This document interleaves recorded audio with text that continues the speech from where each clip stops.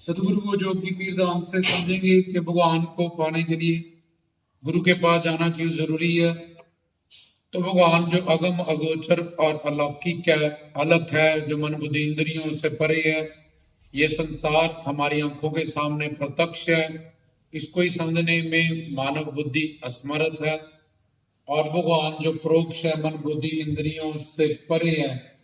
जैसे किसी भी चीज की नॉलेज पाने के लिए हमें टीचर के पास जाना पड़ता है और डॉक्टर के पास जाना पड़ता है, ऐसी स्पिरिचुअल मैटर जो अगम अगोचर अलौकिक है, मन बुद्धि इंद्रियों से परे है, जो ईश्वर भगवान, उसको पाने के लिए भी गुरु के पास जाना परम अवश्य है।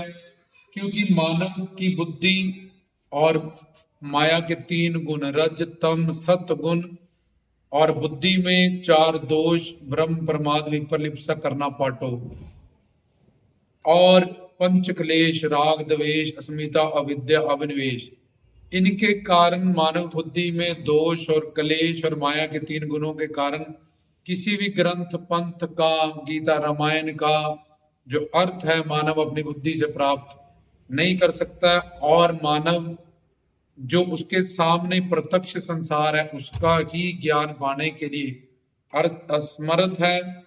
और ऊपर से उसकी याददाश्त की जो पावर है, कल क्या खाया, परसों क्या पहना, किसको क्या बोला, जब 1 घंटा पहले ही कोई चीज कान रखी है, अभी थोड़ी देर पहले, ये भी भूल जाता है।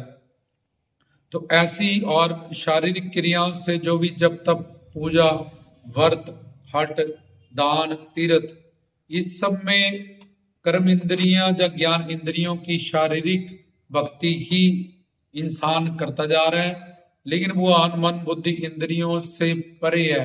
इसलिए एक पूर्ण गुरु के पास जाना पड़ेगा, जो उस भगवान के बारे में सारा ज्ञान रखता हो, आत्मा क्या है, परमात्मा क्या है और ये संसार क्या है, और प्रैक्टिकली उसने भगवान का दर्शन दीदार किया हो, जब वही परमात्मा महात्मा बनके उनके रूप में अवतरित हो, या फिर ऐसे संत की उन्होंने किसी साधक ने पूर्ण शरणागति करके वो भी संत बन गया हो, तो उनके तत्व ज्ञान से, उनसे प्रवचन से, उनसे ज्ञान पा के, पहले थ्योरी क्लियर करके, फिर जब हम प्रैक्टिकल साधना करेंगे तब हम ईश्वर को पा सकते हैं।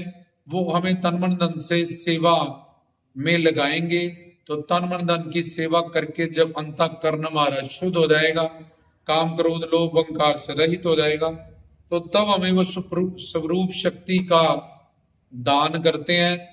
उस स्वरूप शक्ति के बाद जन्म मरण कट जाता है हमारा। हम अपने सच्चिदानंद स्वरूप, जो सिर्फ इस मानव चोले में ही पाया जा सकता है, जन्म मरण से परे, और वेदों शास्त्रों ग्रंथों पंथों का ज्ञान, और दिव्य रूहानी और सच्चा प्रेम, ये तीनों में गुरु से ही प्रदान होता है। इसलिए गुरु के पास जाना जरूरी है। किसी भी जप तप पठ पूजा पाठ तीर्थ दान, ये सब साधनाओं से भगवान को पाया नहीं जा सकता, क्योंकि ये सब साधना मन बुद्धि और इंद्रियों से की जाती है।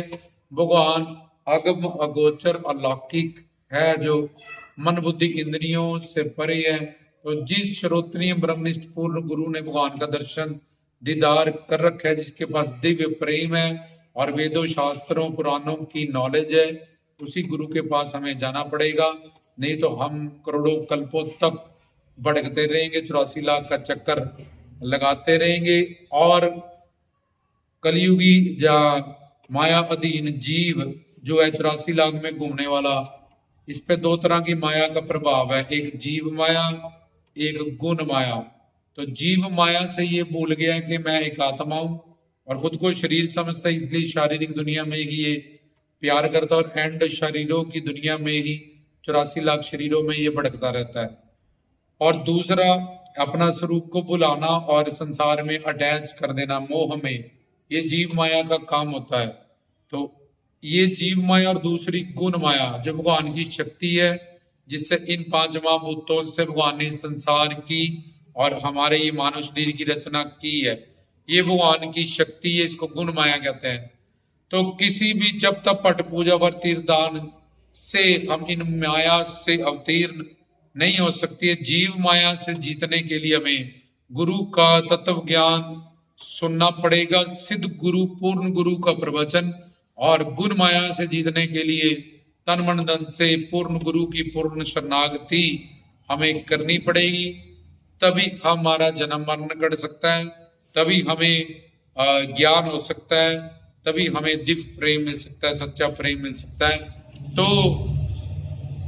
हमारा प्रश्न जो था कि पूर्ण गुरु के पास भगवान को पाने के लिए जाना क्यों जरूरी है?